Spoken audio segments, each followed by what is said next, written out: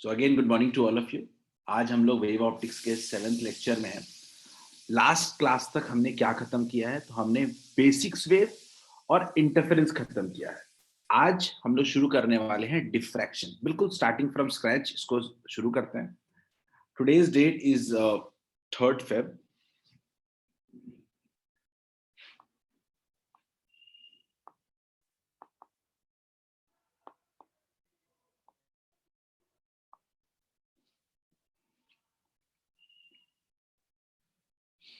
और आज हम शुरू करते हैं अपना टॉपिक, अगला टॉपिक डिफ्रैक्शन। ये डिफ्रैक्शन क्या होता है समझने की कोशिश करते हैं बच्चों। तो जनरली अगर आप देखते हो तो एक रे, लाइट रे अगर पार्टिकल होगा तो पार्टिकल की खासियत क्या होती है कि वो एक पॉइंट पे इंसिडेंट होगा और रिफ्लेक्ट होगा, ठीक है। लेकिन वो कभी भी अपने पाथ से बेंड नहीं होगा। लेकिन हमने देखा कि एक लाइट की हमने एक प्रॉपर्टी देखी कि लाइट जो होता है वो अपने ऑब्स्टेकल, अगर मान लो रास्ते में इसको कुछ मिल गया तो उसके एजेस से लाइट क्या हो जाता था, अपने पाथ से बेंड हो जाता था। इस पूरे फेनोमेनन को हमने नाम दिया डिफ्रैक्शन। ये बहुत इंपॉर्टेंट फेनोमेनन है और इसी फेनोमेनन से प्रूव हुआ कि light is not only a particle but also act as a wave nature, ठीक है। जब ये किसी रेडिएशन से इंटरैक्ट करता है, तो किसी मैटर से इंटरैक्ट करता है, तो ये एक वेव की तरह बिहेव करता है। क्लियर है? तो हमने देखा डिफ्रैक्शन का डेफिनेशन पहले लिख लेते हैं।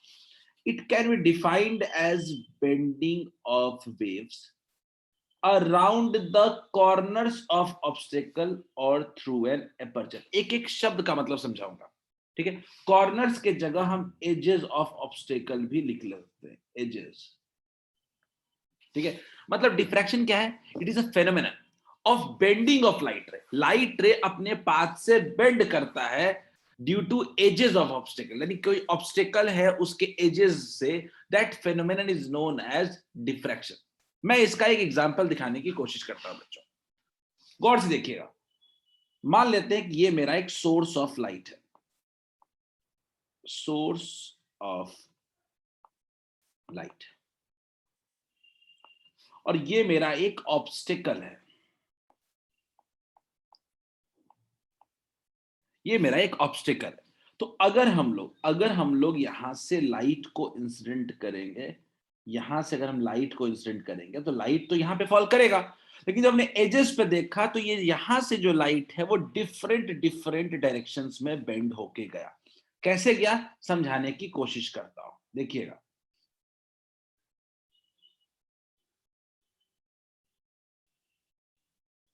ये लाइट कुछ बेंड होकर के यहां गया, ये लाइट कुछ बेंड होकर के यहां गया, ये लाइट कुछ बेंड होकर के यहां गया, ये लाइट कुछ बेंड होके यहां गया।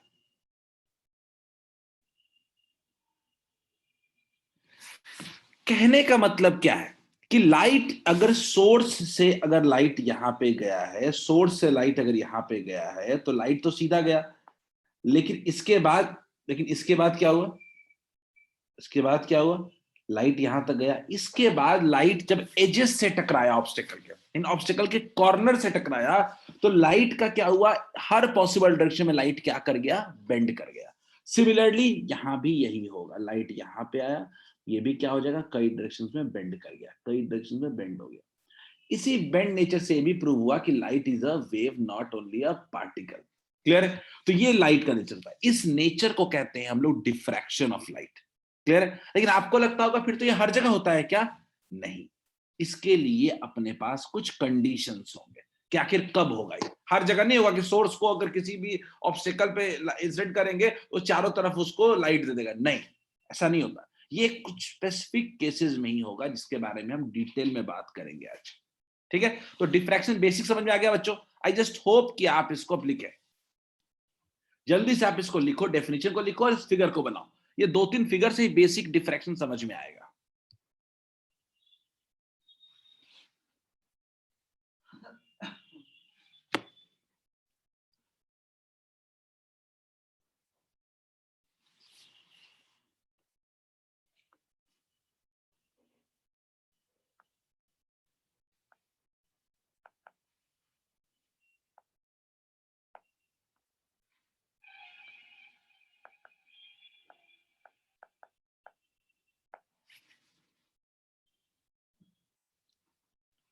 ठीक है।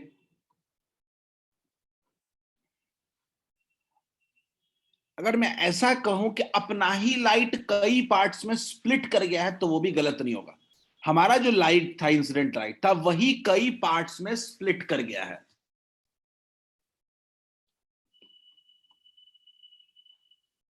और इसी फेनोमेनन को कहते हैं डिफ्रैक्शन ऑफ लाइट।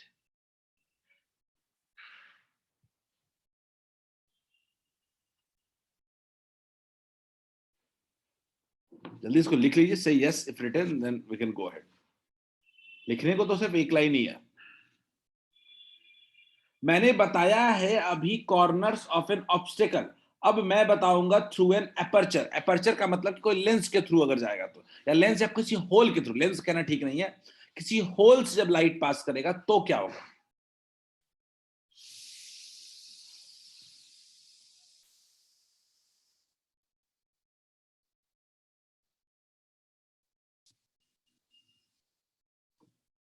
लिख लिया दीक्षा? Very good.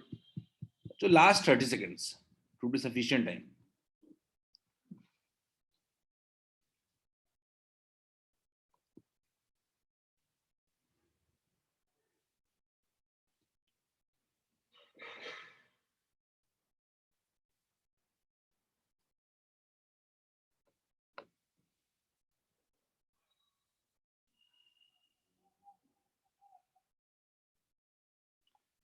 चलो बच्चों, अब हम एक और एग्जांपल लेते हैं। बच्चों इस बार हमने क्या लिया है? एपर्चर लिया है।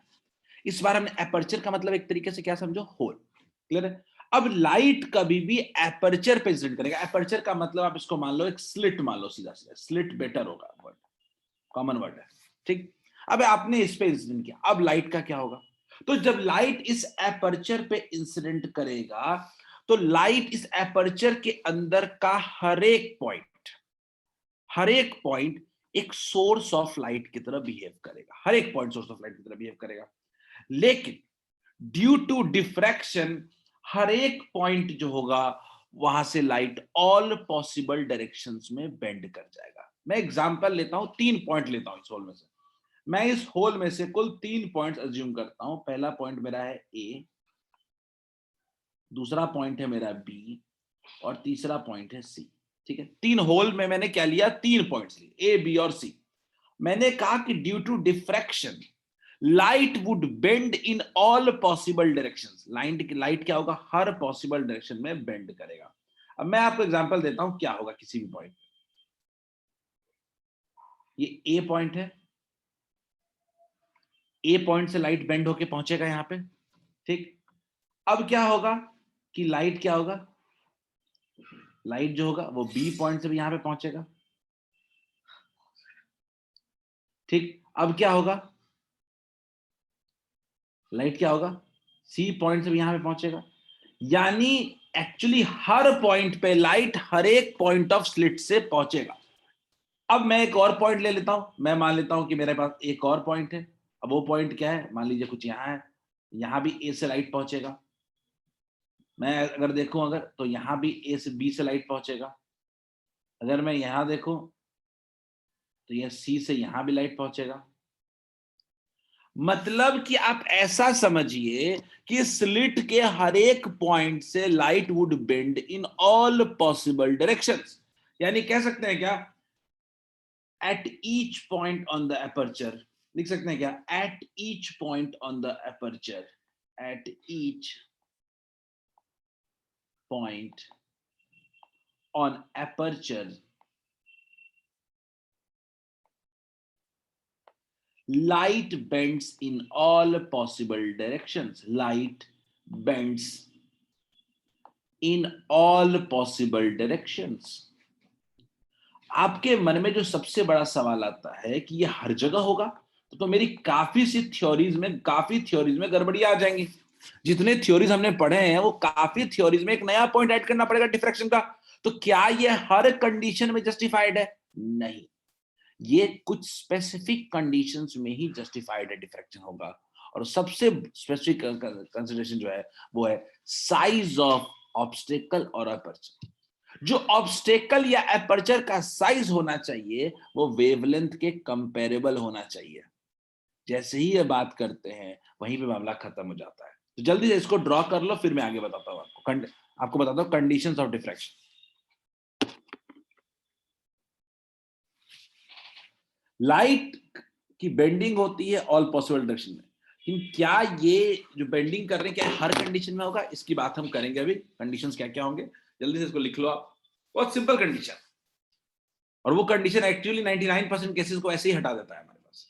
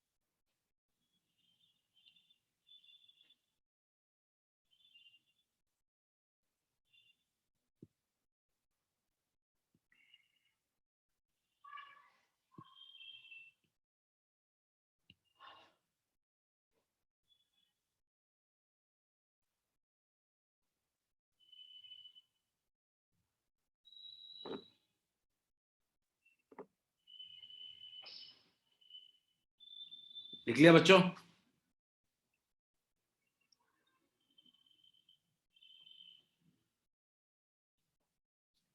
बच्चों बात करते हैं कंडीशंस ऑफ डिफ्रैक्शन, या कि डिफ्रैक्शन के क्या मेजर कंसिडरेशंस हमारे थे, या क्या हर जगह होगा डिफ्रैक्शन? कोई भी होल से लाइट पास करेंगे तो क्या डिफ्रैक्शन हो जाएगा? नहीं, किसी भी होल से लाइट पास करोगे तो डिफ्रैक्शन नहीं मिलेगा। उसके लिए दो बेसिक कंडीशन है। पहला, लाइट शुड बी मोनोक्रोमेटिक। ये कोई बहुत बड़ा कंडीशन नहीं है, हम प्रोड्यूस कर सकते हैं। लाइट क्या होगा? मोनोक्रोमेटिक होना चाहिए। दूसरा बहुत इंपॉर्टेंट है कि wavelength of light used should be comparable to size of obstacle, यानी जो ऑब्स्टिकल का साइज होना चाहिए वो हमारे वेवलेंथ के कंपेरेबल होना चाहिए। अब हमारे लाइट का जो वेवलेंथ होता है वो लगभग 10⁻⁻7 मीटर के रेंज में होता है। अब हमारा जो ऑब्स्टिकल का साइज है या जो पार्टिकल का साइज है, ये भी क्या होना चाहिए? लगभग उतना ही उतने कंपेरेबल होना चाहिए। ठीक है, कम से कम मिलीमीटर में तो हो, कम से कम मिलीमीटर में भी तो हो पार्टिकल साइज। क्लियर है? तो याद रखिएगा बच्चों, याद रखिएगा सबसे बड़ा जो डिफ्रैक्शन का कंडीशन वो क्या है कि साइज ऑफ ऑब्स्टिकल के कंपेरेबल होना चाहिए वेवलेंथ ऑफ लाइट को। यहीं पे सारा का सारा मामला अटकता है। क्लियर है? तो डिफ्रैक्शन जब आप पढ़ रहे हैं तो इस बात का खास ख्याल रखिएगा कि डिफ्रैक्शन का कंडीशन है कि wavelength of light must be comparable to size of obstacle. Is this clear to all of you? जल्दी लिख लें इसको।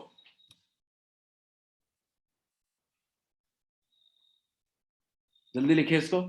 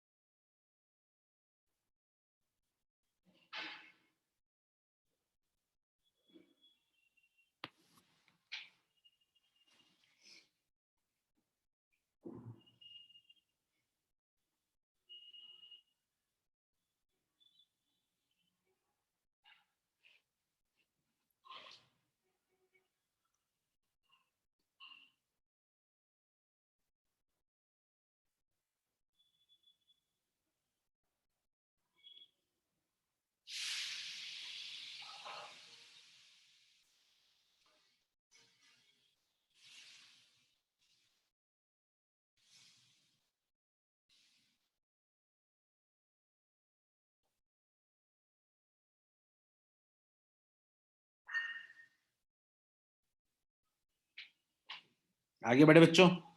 बच्चों हम अभी इस टॉपिक के सबसे इंपॉर्टेंट पार्ट की तरफ बढ़ रहे हैं, वह यंग्स सिंगल स्लिट एक्सपेरिमेंट। बच्चों आपने डबल स्लिट पढ़ा है, हम अब बात करने वाले हैं सिंगल स्लिट की। सिंगल स्लिट का एक्सपेरिमेंटल सेटअप में सबसे जो बड़ा फर्क है वो क्या है, सिंगल एक एपर्चर या होल कह सकते हो, हम क्या लेते हैं, सिंगल एपर्चर लेते हैं। एक सिंगल हमने क्या लिया, एपर्चर लिया है, सिंगल एपर्चर हमने लिया है। बच्चों अब गौर से देखो, आपने क्या लिया, इसका सेटअप समझो पहले पूरा। सिंगल स्लिट एक्सपेरिमेंट पर हेडिंग डाल लो, यंग्स सिंगल स्लिट एक्सपेरिमेंट। तो सबसे जो पहला चीज होता है वो होता है source of light, source of light. और दूसरा होता है कन्वर्जिंग लेंस। मकसद इसका आपको भी पता है क्या है, parallel beam of light produce करना, कन्वर्जिंग लेंस। क्लियर है। ये एक तरीके से मान लीजिए कि हमारा एक प्लेनर वेव फ्रंट प्रोड्यूस हुआ है, planar wave front, planar wave front. ठीक है। अब ये लाइट क्या हो रहा है, जा रहा है इसकी तरफ, आगे की तरफ बढ़ रहा है। ठीक है। लाइट जब उस होल पे इंसिडेंट होगा तो होल का साइज अगर वेवलेंथ के कंपेरेबल होगा तो वो डिफ्रैक्शन शो करेगा।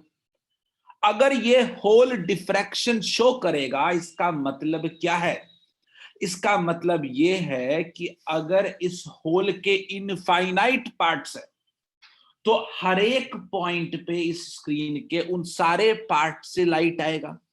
यानी अगर मैं ऐसा कहूं कि एक पॉइंट ले लूं अगर रैंडम सा कोई पी, तो मैं कह सकता हूं कि जो लाइट होगा वो हर पॉइंट से बेंड होकर के वहां पे पहुंचेगा, हर पॉइंट से बेंड होकर वो यहां पे पहुंचेगा। क्लियर है क्या। ये सिर्फ यही नहीं, किसी भी रैंडम पॉइंट पे लाइट जो होगा वो हर पॉइंट से पहुंचेगा। क्लियर है क्या, हर पॉइंट ऑफ स्लिट से पहुंचेगा। क्लियर है। यानी अगर आप गौर से देखें तो एक तरीके से क्या ऐसा नहीं कह सकते हो क्या कि पी और क्यू पे infinite number of wave super impose हो रहे हैं। बोलो, अगर मैं ऐसा कहूं आपको कि पी और क्यू पॉइंट पे infinite number of wave super impose कर रहे हैं, तो क्या ये बात सबको समझ में आ रही है।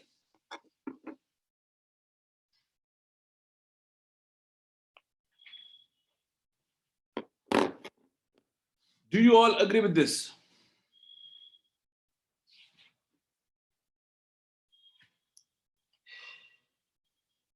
क्लियर है। तो ये आपका यंग्स सिंगल स्लिट एक्सपेरिमेंट का बेसिक सेटअप हो गया। ये आप जल्दी से इसको लिख लें साफ साफ, समझते समझते लिखें। ये टॉपिक बिल्कुल आपके लिए फ्रेश है, तो आपको पहली बार में एफर्ट लगाना पड़ेगा।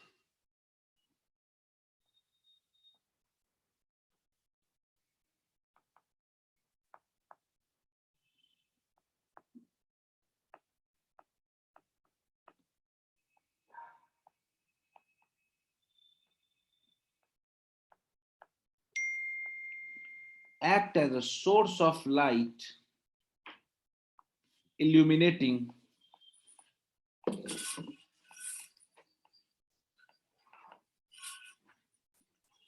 each point on the screen। मतलब हर एक पॉइंट जो है वो सोर्स ऑफ लाइट की तरह एक्ट करेगा और हर एक पॉइंट से स्क्रीन पे लाइट क्या होगा, रीच करेगा। बोलिए क्लियर है क्या।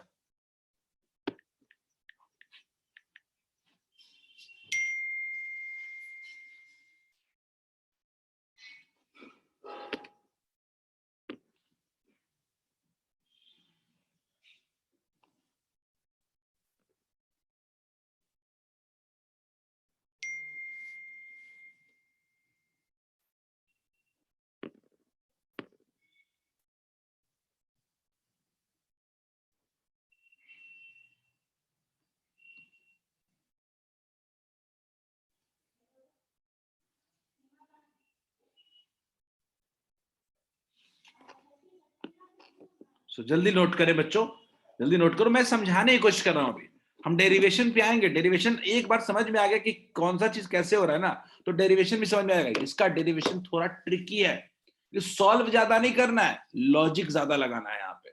इसीलिए कह रहा हूं ध्यान से समझ के आगे बढ़ते हैं इसमें। इस टॉपिक में डेरिवेशन के अलावा कुछ है ही नहीं, न्यूमेरिकल्स बहुत ज्यादा नहीं है इसमें।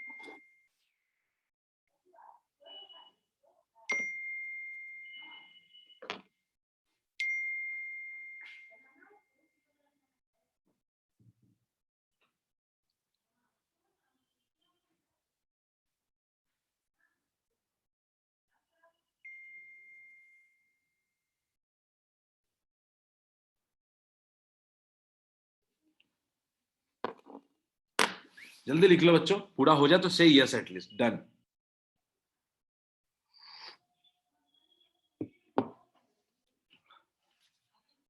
कहीं भी लगे कोई चीज क्यों यूज कर रहे हैं, क्या यूज कर रहे हैं, लेट आस्क योर क्वेश्चन।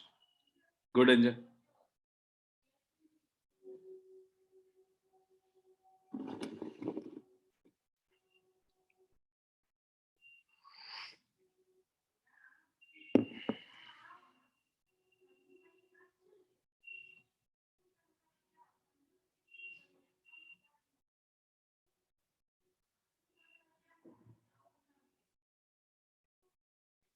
आगे बढ़े, बता दो कम से कम कुछ, तब सोचूंगा।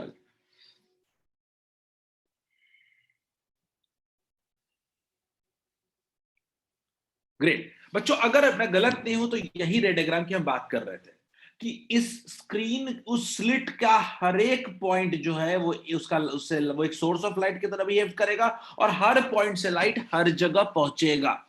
क्लियर है? तो ये clear cut super position of waves है। यहाँ पे क्या हो रहा है, सुपर पोजिशन ऑफ वेव्स हो रहा है। क्लियर? इंटरफेरेंस हो रहा है। अब दिक्कत ये है ना कि दो वेव्स का निकालना आप जानते हो, आपकी परेशानी अलग है। आपकी परेशानी है कि सर दो देते तो निकाल लेते, तो इनफाइनाइट आ रहा है, इसका कैसे निकाल लें हम लोग। यही हमें समझना है, यही हमें समझना है कि अगर इनफाइनाइट आ जाए तो क्या करें हम लोग। अभिषेक ने पूछा व्हाट इज इल्यूमिनेटिंग। इल्यूमिनेटिंग का मतलब लाइट को इंसिडेंट करना, लाइट को देना, प्रोवाइड करना। क्लियर? ठीक है। सन क्या होता है, इल्यूमिनेटिंग बॉडी, इल्यूमिनेट करता है यानी लाइट देता है। Sir is clear Abhishek? Abhishek is it clear? Good. तो अब बच्चों ये डायग्राम जो दिख रहा है इसमें कुछ नया नहीं है, अभी अभी बनवाया था यही डायग्राम। ठीक है, तो आपने एक ही में पूरा डायग्राम बना दिया। बच्चों पॉइंट आता है डेरिवेशन पे, मामला फंसना है डेरिवेशन पे। तो जब डेरिवेशन में मामला फंसना है तो हमने क्या लिया, एक स्लिट ले लिया। इस स्लिट का विड्थ ले लिया हमने कुछ, कितना, डी। ठीक है, या कई बुक्स में इसको ए भी लेते हैं, इसको या डी लेते हैं, कोई दिक्कत नहीं है, डी ए से कोई फर्क नहीं पड़ेगा। और यहां से यहां तक की हमारी दूरी जो है वो कैपिटल डी है। क्लियर है बच्चों? मैंने आपको सिर्फ इतना कहा कि आप मानो सेंट्रल मैक्सिमा की बात करो। सेंट्रल मैक्सिमा कहां पे है, ओ, मान लीजिए ओ, ये ओ है। ठीक है, सेंट्रल मैक्सिमा की हम बात करते हैं। सेंट्रल मैक्सिमा की आप बात करते हो तो वहां पे क्या मिलेगा अपने को समझना है। तो मैं ऐसा कहता हूं कि divide slit into two parts. मान लीजिए ये स्लिट जो था इसका विड्थ था ए बी, मैं स्लिट विड्थ को दो पार्ट में डिवाइड करने को कहता हूं। स्लिट विड्थ में क्या डिवाइड करता हूं, दो पार्ट में। क्लियर है? दो पॉइंट में डिवाइड कर, दो पार्ट में डिवाइड करता हूं। ठीक है, कंसीडर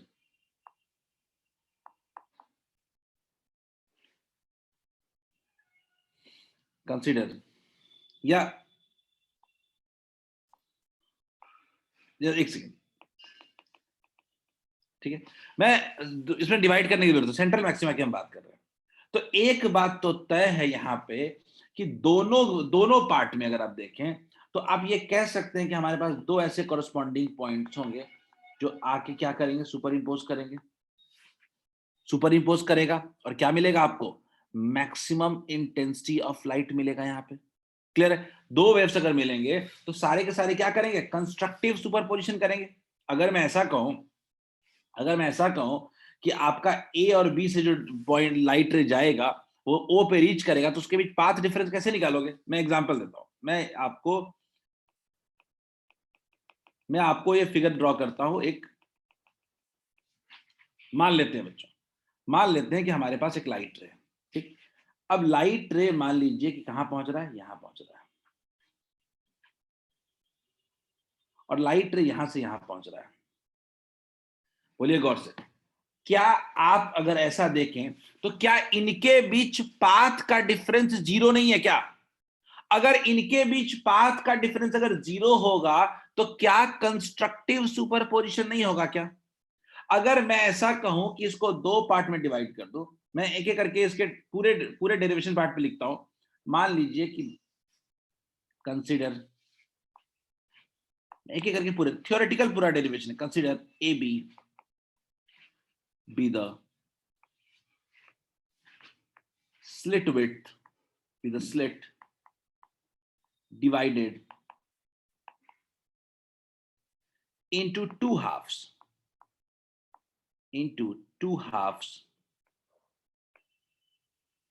AC एंड CB, दो हाफ्स में डिवाइड कर दिया AC और CB। क्लियर है? तो हम ये कह सकते हैं कि each point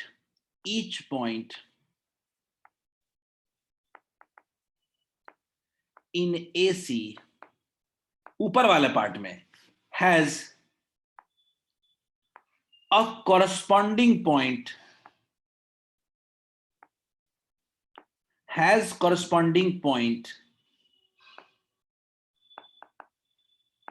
in CB such that path difference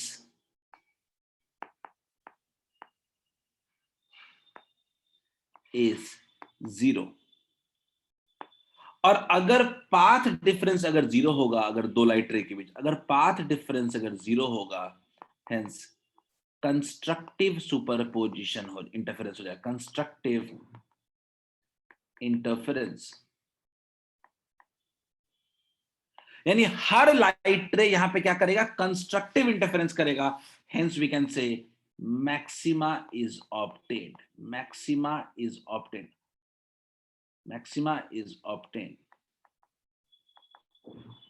गौर से देखिए बच्चों, इसीलिए हमको क्या मिल रहा है? मैक्सिमम। बात समझो मैं क्या समझाना चाहता हूं। मैं कहना चाहता हूं कि AC और CB दो हाफ्स है।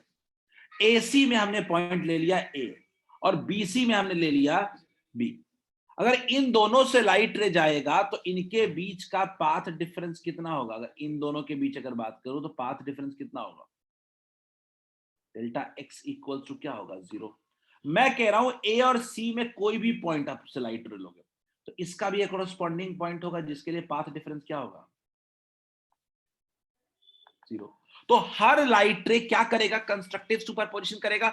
इसीलिए जो सेंट्रल पॉइंट O होगा वह सब लाइट जो जाके मिलेगा वो मैक्सिमा बनाएगा। वो सब लाइट क्या करेगा? कंस्ट्रक्टिव सुपरपोजिशन करेगा और इसीलिए क्या मिलेगा अपने को? मैक्सिमा मिलेगा। जल्दी इसको साफ साफ लिख लो, फिर हम आगे सवाल आपके लेंगे और डाउट पूछ सकते हो।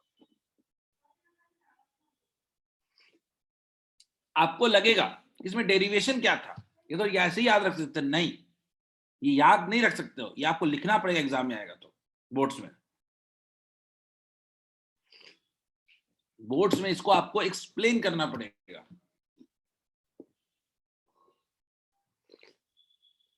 कि आखिर O पे सेंट्रल मैक्सिमा क्यों होता है। समझो कि O में पूरे स्लिट को दो पार्ट में डिवाइड किया, AC और CB। हर AC में एक ऐसा पॉइंट हमारे पास मौजूद है जो CB के साथ पाथ डिफरेंस 0 करेगा और हेंस हर लाइट जो होगा वो कंस्ट्रक्टिव सुपरपोजिशन करेगा।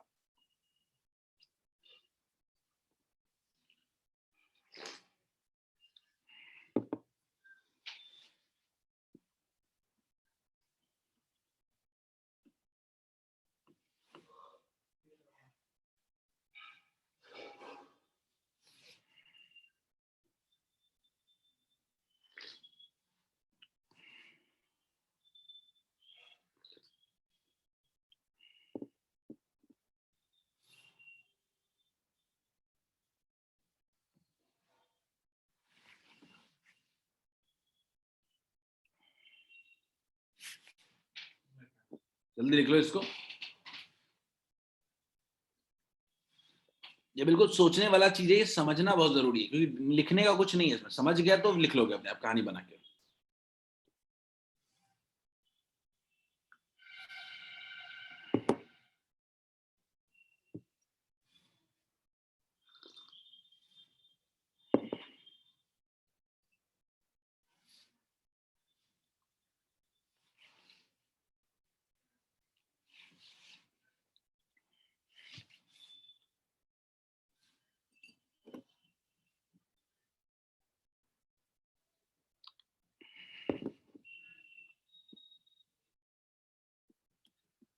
लिख लेना तो बच्चों बता देना, then we can move ahead.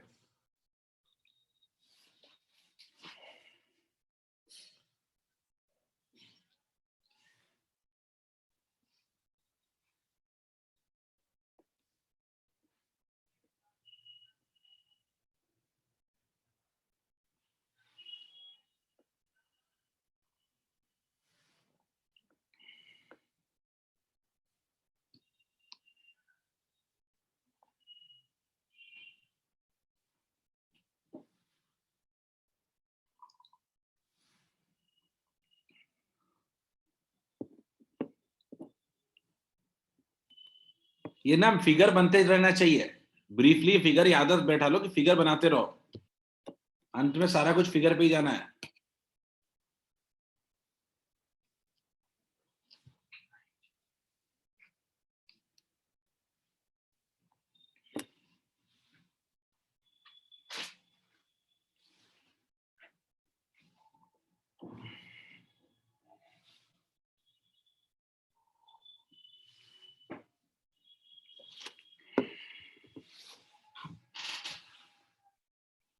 हो गया बच्चों?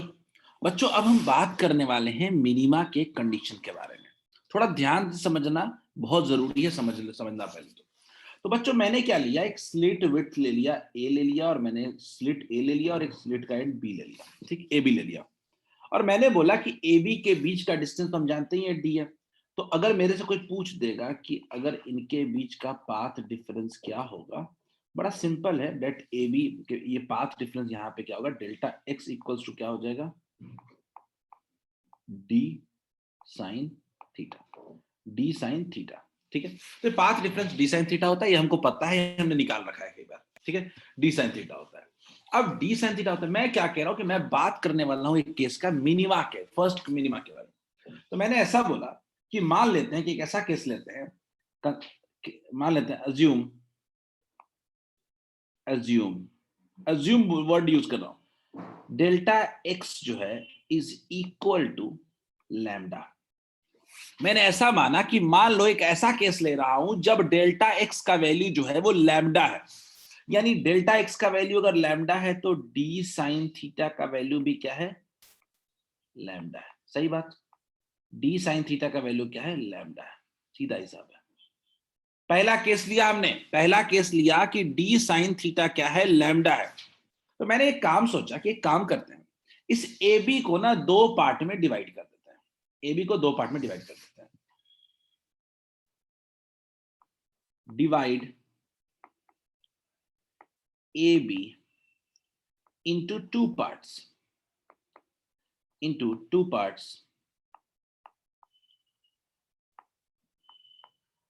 AC and CB। Done. AB को हमने दो पार्ट में डिवाइड कर दिया, अब AC एक अलग पार्ट हो गया, CB एक दूसरा पार्ट हो गया, नाम क्या दिया इसका, AC। बच्चों एक काम किया हमने, हमने क्या एक काम किया कि हमने एक पॉइंट ले लिया AC के अंदर, एक पॉइंट ले लिया X, और हमने क्या ले लिया, एक CB के अंदर एक पॉइंट ले लिया Y। क्लियर? दोनों के बीच हमने एक पॉइंट लिया, कोई रैंडम पॉइंट ले लिया हमने, और हमने बोला कि इनके बीच का जो डिस्टेंस है वो कितना है, वो कितना होगा। तो अगर मान ले कॉरस्पॉन्डिंग पॉइंट्स, अगर AC और CB में कॉरस्पॉन्डिंग पॉइंट होगा तो हर कॉरस्पॉन्डिंग पॉइंट के बीच की दूरी कितनी होगी, दो पार्ट में डिवाइडेड तो कितना होगा, D/2 होगा। गौर से देखो, अगर मैं A से C का दूरी बोलूं, दोनों कॉरस्पॉन्डिंग पॉइंट है, दोनों विड्थ ऐसे ऐसे, कॉरस्पॉन्डिंग पॉइंट इसका स्टार्ट और इसका स्टार्ट क्या होगा, D/D। जैसे ऊपर वाला आगे बढ़ेगा, नीचे वाला भी, नीचे वाले में भी आगे बढ़ेंगे हम लोग। तो मेरा कहना है कि हर दो कॉरस्पॉन्डिंग पॉइंट्स के बीच का दूरी कितना होगा, D/2। क्लियर है? अब मैं ऐसा कहूं अगर कि इस D/2, तो अगर लाइट रे अगर मैं X और Y से ले लूं, अगर मैं लाइट रे X और Y से ले लूं तो क्या हालत होगी। अगर मैं ऐसा कहूं, consider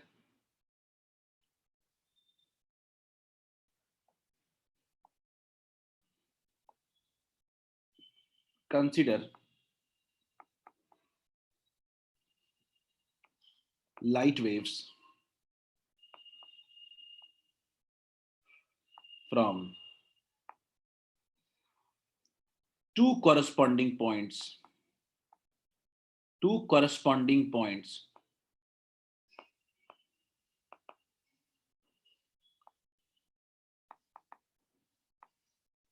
points x and y,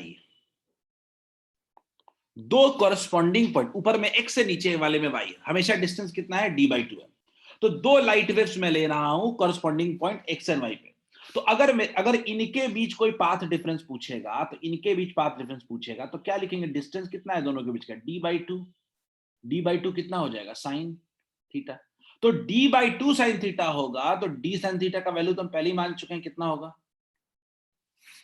λ/2 हो जाएगा। मैं कह रहा हूं कि d/2 साइन थीटा इनके बीच, x और y वाले के बीच पाथ डिफरेंस होगा, तो path difference d/2 sine theta होगा, तो λ/2 हो गया। हेंस अगर पाथ डिफरेंस λ/2 है, हेंस क्या होगा, destructive interference.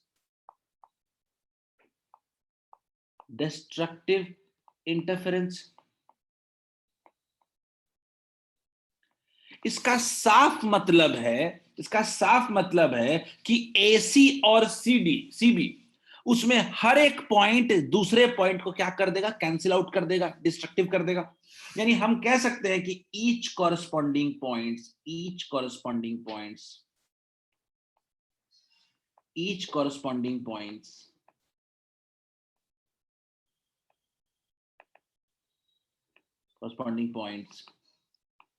in AC and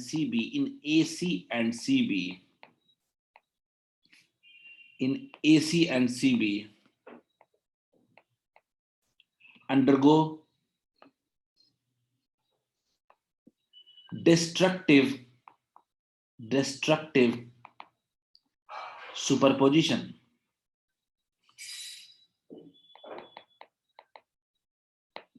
Hence first minima is obtained.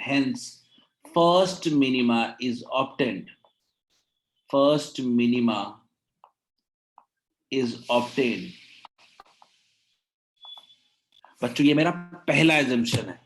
मैंने बोला कि पूरे विड्थ के बीच, एंड के बीच, दोनों एंड है डी, तो ए और बी का, तो ए और बी वाले लाइट रे के बीच पाथ डिफरेंस अगर हमने लैम्डा हो गया, तो हर कॉरस्पॉन्डिंग पॉइंट दोनों हाफ के बीच में पाथ डिफरेंस कितना हो जाएगा, λ/2 हो जाएगा। ठीक है, λ/2 हो गया, तो इसीलिए क्या मिलेगा, डिस्ट्रक्टिव सुपरपोजिशन मिलेगा, और पूरा का पूरा AC CB को कैंसिल आउट कर देगा, और यहां पे आपको क्या मिल जाएगा, मिनिमा मिल जाएगा। जल्दी इसको लिखो, ये कंफ्यूजिंग है, सोचने का चीज है, टाइम देना पड़ेगा। जल्दी साफ साफ लिखो, समझते चलो, फिर पूछो डाउट अपने, वी कैन हैव डिस्कशन। ये समझ में आ गया तो पूरा टॉपिक समझ में आ जाएगा कि आगे मैं काम करने वाला कुछ नहीं, रिपीट करने वाला हूं, हर चीज मैं हर चीज रिपीट करने वाला हूं। तो आप लिख ले, पहले लिखते भी रहे और इसको पूरा समझने की कोशिश करें। वैष्णवी ने बोला है कि पॉइंट XY का भी, वैष्णवी मैं आता हूं आपके पॉइंट। वैष्णवी मैंने क्या किया है, वैष्णवी मैंने ऐसे समझा है, देखो समझो बात को, मैं इस XY का फंडा समझा देता हूं।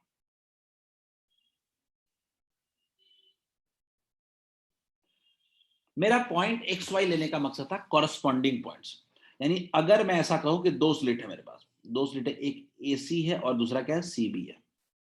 कॉरस्पॉन्डिंग का मतलब कि A के नीचे अगर ये कैसा है, तो ये इसका कॉरस्पॉन्डिंग पॉइंट क्या होगा, ये X है, तो ये क्या होगा, Y होगा।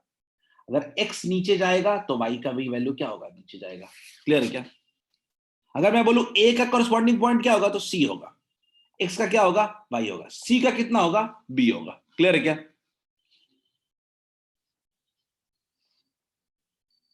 तो इससे एक बात पता चला कि डी साइन थीटा अगर लैम्डा के बराबर होगा, तो ये आपका पहला मिनिमा मिलेगा, फर्स्ट मिनिमा।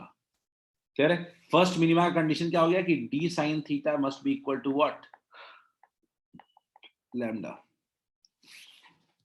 वैसे में बिल्कुल सही है। AC और BC के बीच में करेंगे हम लोग, करस्पॉन्डिंग पॉइंट का मतलब कि d/2 सेपरेशन पे पॉइंट होगा, हमेशा दोनों पॉइंट कितने डिस्टेंस पे होगा, d/2 डिस्टेंस पे होगा।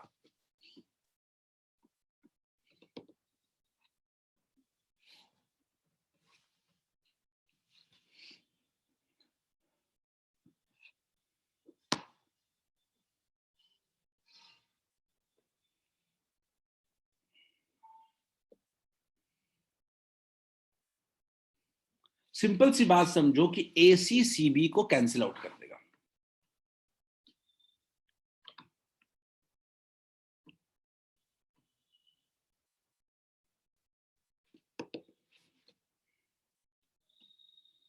हम जनरल फॉर्मूले पहुंचेंगे, अभी सिंगल नॉर्मल केस ले रहे हैं अभी हम लोग।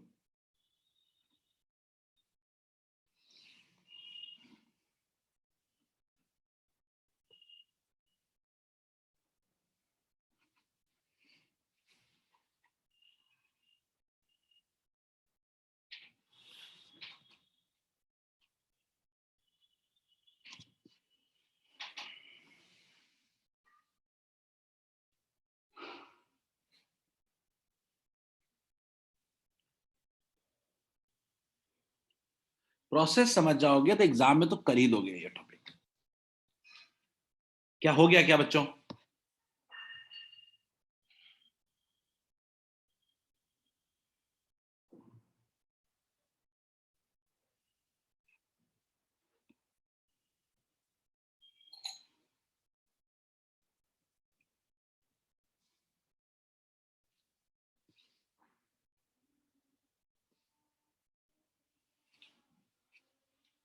बच्चों आगे बढ़ते हैं, एक काम करते हैं, एक एक कंडीशन से कभी ना कंक्लूजन ड्रॉ नहीं करना चाहिए कभी भी ना। एक कंडीशन देख करके कि मिल रहा है मुझे मैक्सिमम मिल रहा है तो कंक्लूजन ड्रॉ नहीं करना चाहिए। हम लोग कंक्लूजन ड्रॉ करने के लिए 2-3 केस कम से कम होना चाहिए।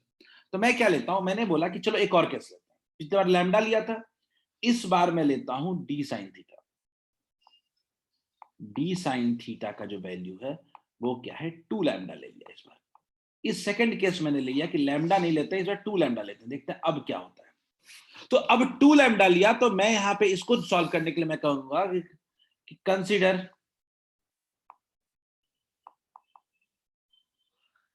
Slit width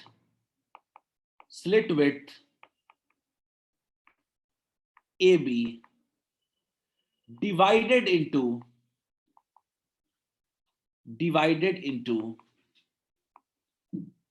4 equal parts, 4 equal parts। Clear? अब हम क्या कर रहे हैं, इस बार 2 नहीं, इस बार हम 4 इक्वल पार्ट्स में डिवाइड कर देंगे। तो मान लेते हैं कि मेरे पास A है और एंड में क्या है B है। ये क्लियर है, हम इसी के बीच सब कुछ एजम्पशन ले रहे हैं। क्लियर है? A B है।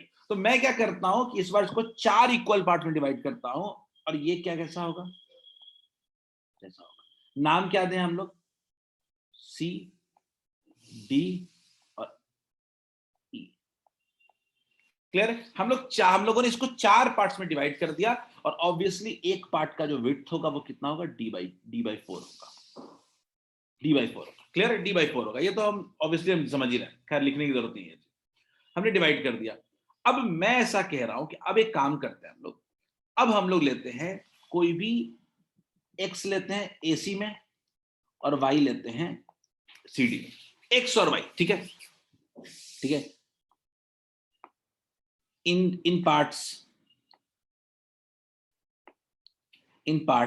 AC and CD। हम पार्ट्स AC और CD की बात कर रहे हैं, हम सबकी बात नहीं कर रहे हैं, हम AC और CD की बात कर रहे हैं। जब AC और CD की हम बात कर रहे हैं तो इसमें अगर देखें तो यहां पे 2 पॉइंट्स है, X and Y are corresponding points. X and Y are corresponding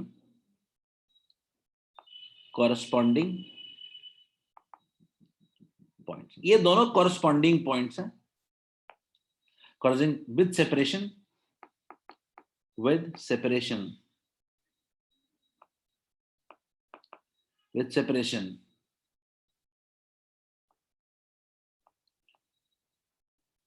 D by 4।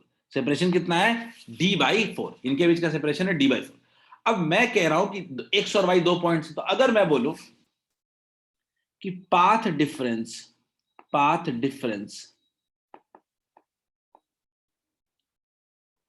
ये एंगल थीटा है वैसे, तो path difference between light rays from X and Y कितना होगा। तो पाथ डिफरेंस का जो वैल्यू होगा वो कितना हो जाएगा, दोनों के बीच का डिस्टेंस D by 4 है, तो कितना हो जाएगा, D by 4 sin थीटा। बच्चों गौर से देखो, डी बाई 4 साइन थीटा लिया, डी साइन थीटा का वैल्यू आप पहले लिख चुके हो, कितना है 2 लैम्डा बाई कितना हो जाएगा 4, कितना हो जाएगा lambda by 2। Is this clear? Path difference जो हो गया वो फिर से क्या हो गया, एक्स और वाई के बीच क्या हो गया, लैम्डा बाई 2। हेंस क्या कह सकते हैं क्या कि x and y shows destructive superposition. क्या शो कर रहा है ये, डिस्ट्रक्टिव, एक्स और वाई ने क्या शो किया, डिस्ट्रक्टिव सुपरपोजिशन। तो इससे क्या कंक्लूजन हम ड्रॉ नहीं कर सकते हैं कि पूरा का पूरा एसी सीडी के साथ डिस्ट्रक्टिव करेगा। पूरा का पूरा जो एसी है, AC and CD have corresponding points,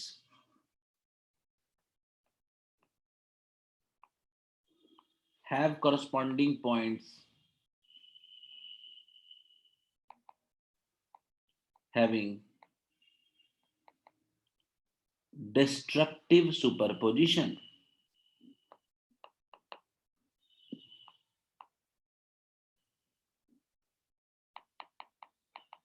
बच्चों जब AC और CD डिस्ट्रक्टिव कर देगा तो क्या उसी तरीके से DE और EB भी डिस्ट्रक्टिव नहीं कर देगा क्या? अगर मैं बोलूं कि जब AC और CD पूरा डिस्ट्रक्टिव शो कर रहा है तो DE and EB also have destructive superposition। मतलब कि सब खत्म हो गया, मिला जुला करके इस कंडीशन में भी सब एक दूसरे को कैंसिल कर दिया, एसी सीडी को किया, डीईबी को किया, तो पूरा का पूरा फेज क्या हो गया, खत्म हो गया। और फाइनली ये भी एक मिनिमा का कंडीशन बन गया। बोलिए बच्चों, d sine theta equal to lambda को 2 पार्ट में डिवाइड किया था, यहां पे 4 पार्ट में डिवाइड किया है, और अंत में कंक्लूजन क्या आ रहा है, कंक्लूजन वही आ रहा है, डिस्ट्रक्टिव सुपरपोजिशन। क्या ये क्लियर है? और क्लियर है तो साफ साफ लिखो, यहीं पे आपको सब कुछ समझना है।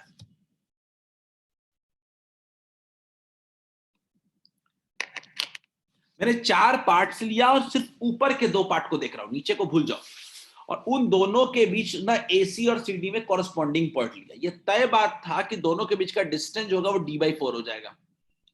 ठीक, अब d/4 जब डिस्टेंस हो जाएगा तो तय था कि पाथ डिफरेंस क्या होगा, दोनों दोनों जगह से लाइट रे का डी साइन थीटा होता है, तो d/4 साइन थीटा हो जाएगा।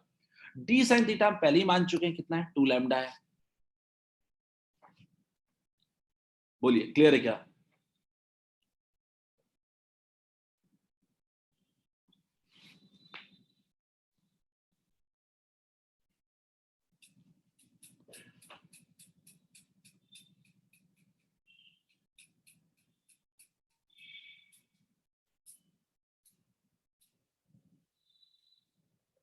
आप कहोगे इसके बाद कि 3 लैम्डा पे भी कर लेते थे तो भी मिलेगा, 4 लैम्डा पे भी मिलेगा, 5 लैम्डा पे मिलेगा।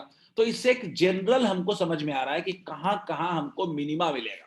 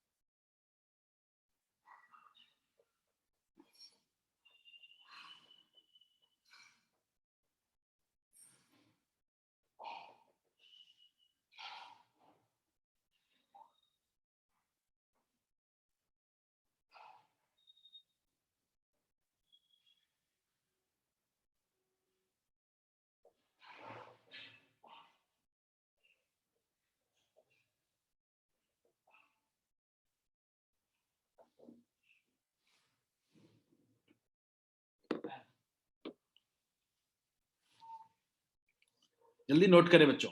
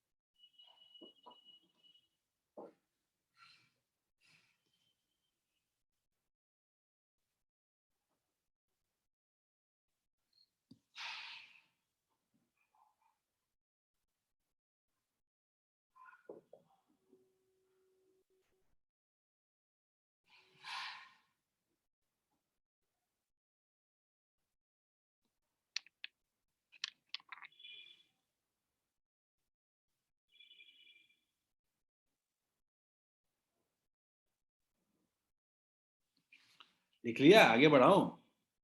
सारे लगता है डेड बॉडीज को क्लास ले रहा हूं मैं। बी अलाइव, बताओ दिक्कत है तो पूछो, या पूरा बाउंसर जा रहा है?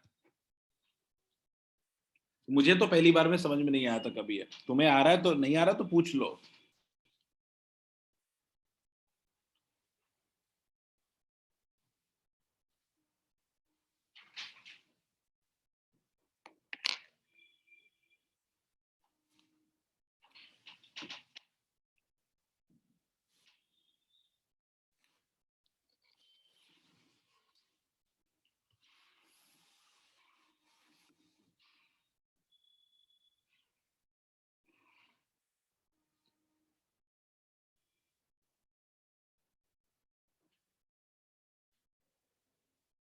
चलो बच्चों अब आगे बढ़ते हैं। बच्चों अब इससे तय हो गया कि जनरल कंडीशन क्या है मिनिमा का। ठीक है, इसको हम लोग सेकेंडरी मिनिमा भी कहते हैं, इसको हम लोग सेकेंडरी मिनिमा भी कहते हैं। अगर देखो गौर से, तो मैं अगर जनरल कंडीशन की बात करूं तो मैं ऐसा कह सकता हूं कि अगर मेरा डी साइन थीटा, अगर मेरा डी साइन थीटा अगर अगर मेरा डी साइन थीटा अगर अगर मेरा d sine theta n times अगर लैम्डा होगा तो वो सब जगह पे हमको क्या मिलेगा? मिनिमा। एक सवाल आया है कि सेकेंडरी क्यों कहते हैं? सेकेंडरी बच्चों बहुत क्लियर रीजन से कहते हैं, क्योंकि सेंट्रल के बाद जो भी मैक्सिमा या मिनिमा मिलता है सबको सेकेंडरी कहते हैं। ठीक है, सबको सेकेंडरी कहते हैं, सेकेंडरी मैक्सिमा, सेकेंडरी मिनिमा। और ये प्राइमरी मैक्सिमा अगर कहोगे तो वो क्या है? सेंट्रल मैक्सिमा है। क्लियर? तो डी साइन थीटा जो है is must be equal to क्या? N lambda. अभी पढ़ा 1 लैम्डा पे मिला, 2 लैम्डा पे मिला, इसको आगे बढ़ाओगे तो 3 लैम्डा, 4 लैम्डा, 5 लैम्डा। ठीक है, तो डी साइन थीटा का वैल्यू क्या होना चाहिए? हमेशा d sine theta must be equal to what? Lambda होना चाहिए। क्लियर है? अब d sine theta equal to lambda जब देखोगे तो आप इस कंडीशन में थोड़ा और हमें थोड़ा पॉइंट लगाना चाहिए, वो देखते हैं क्या। तो मैं कहूंगा ना कि as angle is very very small, तो हम क्या कह सकते हैं? D theta must be equal to n lambda. तो यहां से एक और बात तय होती है कि theta must be equal to n lambda by. बच्चों गौर से देखना, अगर मैं बोलूं कि मुझे मिनिमा कहां कहां मिलेगा तो थीटा इक्वल्स टू कहां मिलेगा? लैम्डा बाई डी पे, 2 लैम्डा बाई डी पे, और एन लैम्डा बाई डी पे। यानी अगर मैं ऐसा कहूं कि पहला मिनिमा, फर्स्ट मिनिमा कहां मिल रहा है? फर्स्ट मिनिमा कहां मिल रहा है? किस एंगल पे? फर्स्ट एंगल मिनिमा मिनिमा मिल रहा है लैम्डा बाई डी पे। दूसरा मिनिमा देखते हैं, दूसरा मिनिमा मिलेगा 2 लैम्डा बाई डी पे। तीसरा लैम्डा किसमें मिलेगा? 3 लैम्डा बाई डी पे। सेम गोज इधर। क्या क्लियर है बच्चों? क्या क्या हम लोग एंगुलर पोजीशन ऑफ मिनिमा निकाल सकते हैं क्या? ये एक तरीके से अगर मैं देखूं इसको तो ये क्या है? एंगुलर पोजीशन ऑफ मिनिमा है। ये एंगुलर पोजीशन ऑफ मिनिमा है। ये एंगुलर पोजीशन ऑफ मिनिमा है। ये is this clear to all of you? Angular position of minima. क्या ये सबको क्लियर है? क्या जनरल कंडीशन समझ में आ रहा है? क्या सेंट्रल मैक्सिमा था, ये हमारा सेंट्रल मैक्सिमा था। और उसके बाद क्या क्या मिल रहा है अपने को? First minima, second minima, third minima, चलता रहेगा ये। थर्ड मिनिमा, क्लियर है? तो आई होप सबको ये मिनिमा कैसे कैसे आ रहा है ये समझ में आ गया होगा। अभी तक हमने बात किया है एंगुलर पोजीशन का, लेकिन आप भी जानते हो बच्चों कि डी साइन थीटा की जो वैल्यू दी गई है, डी साइन थीटा का जो वैल्यू दिया गया है, d sine theta must be equal to n lambda. आप भी जानते हो कि ये डी साइन थीटा ये डी टैन थीटा भी लिख सकते हैं। ये इक्वेट हम कर सकते हैं। D tan theta equal to कितना हो जाएगा? N lambda. और टैन थीटा इक्वल्स टू आप जानते हो होता है y by capital d. D क्या हो जाता है? डी इक्वल्स टू क्या हो जाता है? Y by capital d equals to n lambda. तो यहीं से हमारा पोजीशन आता है, पोजीशन ऑफ मिनिमा आता है n times d lambda by d. याद कर लो, यही फॉर्मूला मैक्सिमा का था इंटरफेरेंस में, और यहां पे ये मिनिमा का फॉर्मूला हो गया है n times d lambda by d. लिख लीजिए जल्दी से इसको, जल्दी लिख लीजिए इसको। अगर मैं बात करूं पोजीशन ऑफ पोजीशन, अगर मैं लिखूं पोजीशन ऑफ मिनिमा कहां होगा? पोजीशन ऑफ मिनिमा, एंगुलर तो हो गया, पोजीशन ऑफ मिनिमा कहां कहां होगा? पोजीशन ऑफ मिनिमा होगा y equals to d lambda by d, two d lambda by d, n d lambda by d. Is this clear to all of you? क्या angular position और normal position दोनों clear हो गया क्या?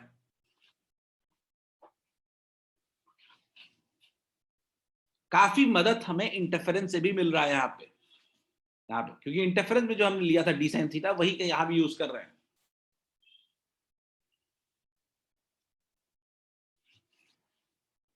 दो चीजें हमने निकाली हैं, एक निकाला है हमने वाई यानी थीटा यानी एंगुलर पोजीशन, दूसरा निकाला है वाई यानी नॉर्मल पोजीशन ऑफ मिनिमम। थोड़ा ट्रिकी है, थोड़ा समझना पड़ेगा, लेकिन ये बहुत इजी टॉपिक है।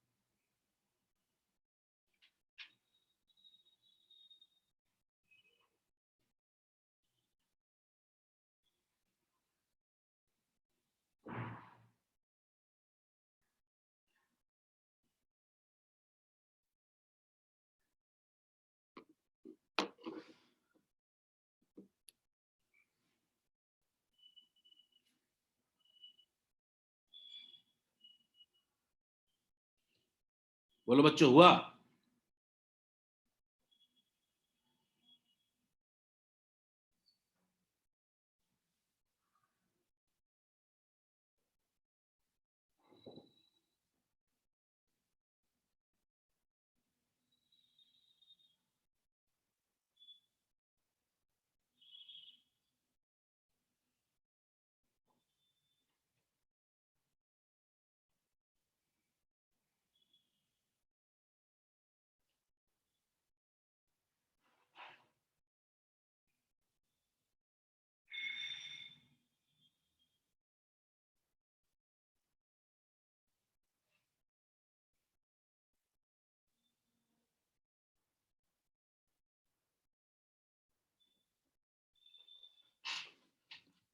लिख लिया बच्चों?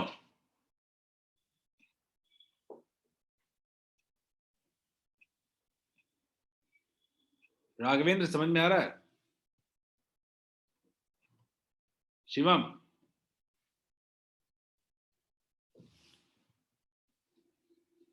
चलो बच्चों, I would extend class for 10 minutes. मैं 10 मिनट के लिए या 7-8 मिनट के लिए क्लास को एक्सटेंड करूंगा, बिकॉज लेट से शुरू किया है। तो बच्चों हम बात करते हैं मैक्सिमा की। मिनिमा का तो क्लियर हो गया कहां कहां मिनिमा मिलेगा। बात करते हैं थोड़ा मैक्सिमा को लेके कि मैक्सिमा की क्या हालत है। तो अगर गौर से देखिए तो मैं बड़े सिंपल शब्दों में लिखूंगा कि मैं कंडीशन ऑफ मैक्सिमा के लिए पहला केस जो लूंगा वो लूंगा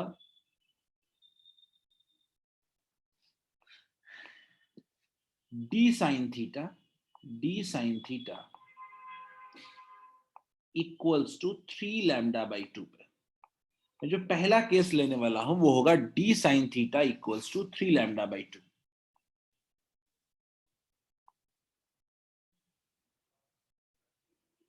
ठीक, d sine theta equals to 3 lambda by 2।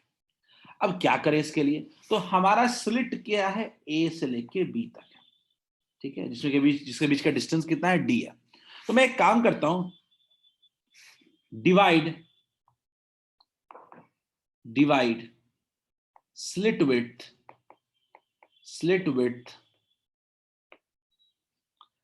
A B into 3 equal parts, 3 equal parts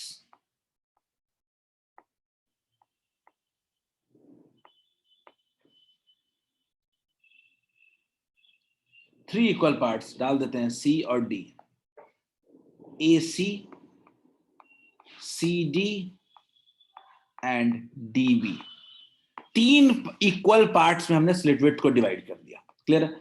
अब हम कुछ ऐसा लेते हैं, मान लेते हैं कि AC और CD में हम क्या लेते हैं, AC और CD में कोई 2 कॉरस्पॉन्डिंग पॉइंट्स हैं। कॉरस्पॉन्डिंग पॉइंट्स का मतलब बिल्कुल क्लियर होता है, जो A और C के बीच का दूरी होगा वही X और Y के बीच का भी डिस्टेंस होगा, यानी कितना, D/3।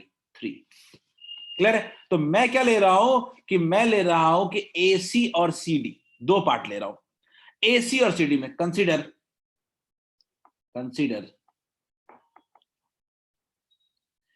X and Y be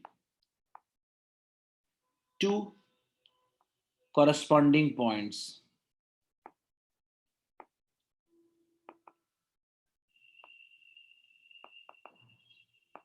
in AC and CD,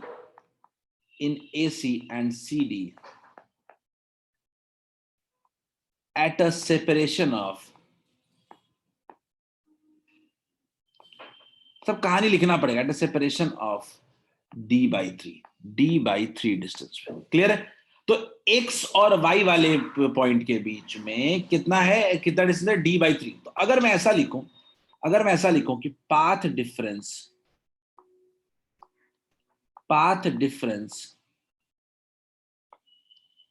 between X and Y, तो अगर डेल्टा X अगर इसके लिए पाथ डिफरेंस देखें तो मैं क्या लिखूंगा, D/3, डिस्टेंस कितना, D/3 साइन थीटा। अब D साइन थीटा का वैल्यू कितना है, 3 λ/2 है, डिवाइडेड बाय क्या हो जाएगा, 3 हो जाएगा, कैंसिल होके क्या बच गया, λ/2।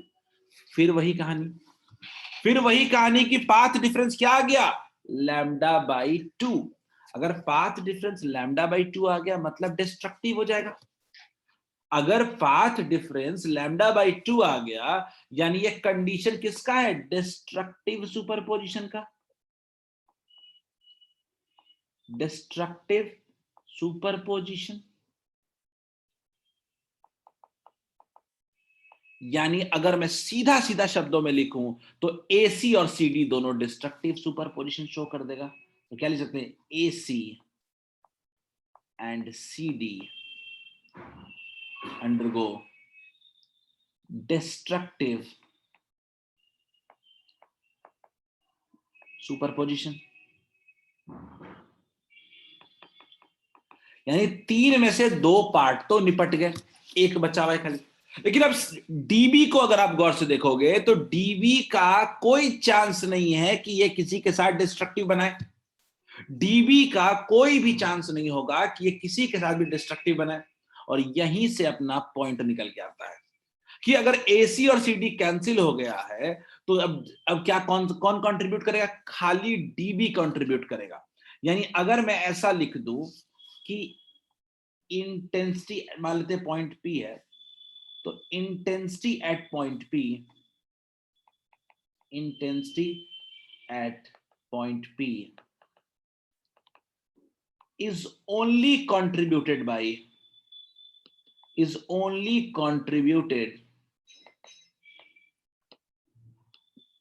by DB। सिर्फ DB से कंट्रीब्यूट होता है, सिर्फ और सिर्फ DB कंट्रीब्यूट करेगा। इसीलिए हम लिखते हैं यहां पे secondary maxima is obtained. Secondary maxima obtained होगा, मैक्सिमा नहीं हो सकता, क्योंकि मैक्सिमा मतलब कि पूरा लाइट पहुंचता, पूरा लाइट नहीं पहुंच रहा है, इसमें एक पार्ट का ही लाइट पहुंच रहा है। तो लिखते हैं हम लोग hence secondary maxima, secondary maxima with lesser intensity is obtained, lesser intensity is obtained, intensity is obtained।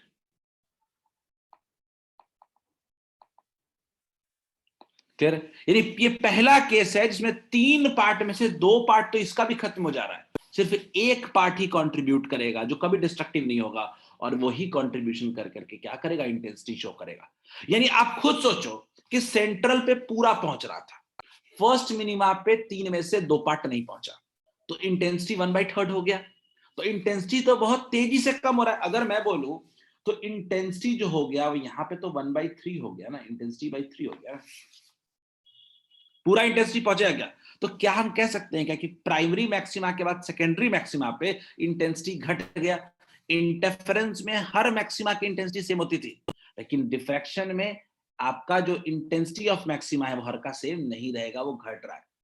ठीक है, तो मैं ये पहला केस आपको बताया हूं, कल दूसरे केस से शुरू करूंगा और कल डिफ्रैक्शन खत्म हो जाएगा।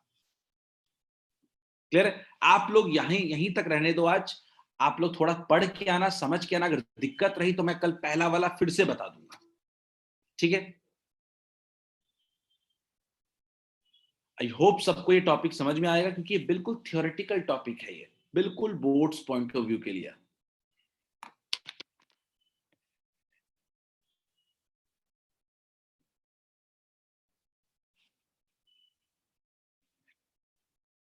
ओके बच्चों, आप इसको लिख लो एक बार, इसके बाद क्लास को एंड करेंगे।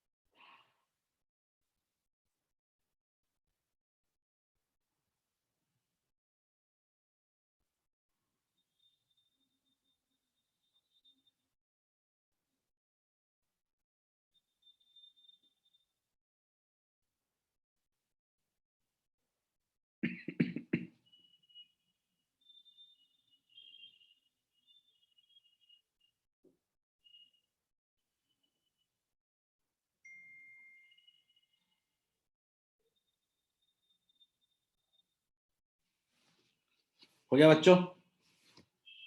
मिस्ड सम मैसेज नहीं? ओके, चलो बच्चों, लेट्स एंड दिस सेशन। मैं स्लाइड अपलोड कर दे रहा हूं तुरंत। क्या लिखने वाला बहुत सा चीज है, मैं स्लाइड तुरंत अपलोड कर रहा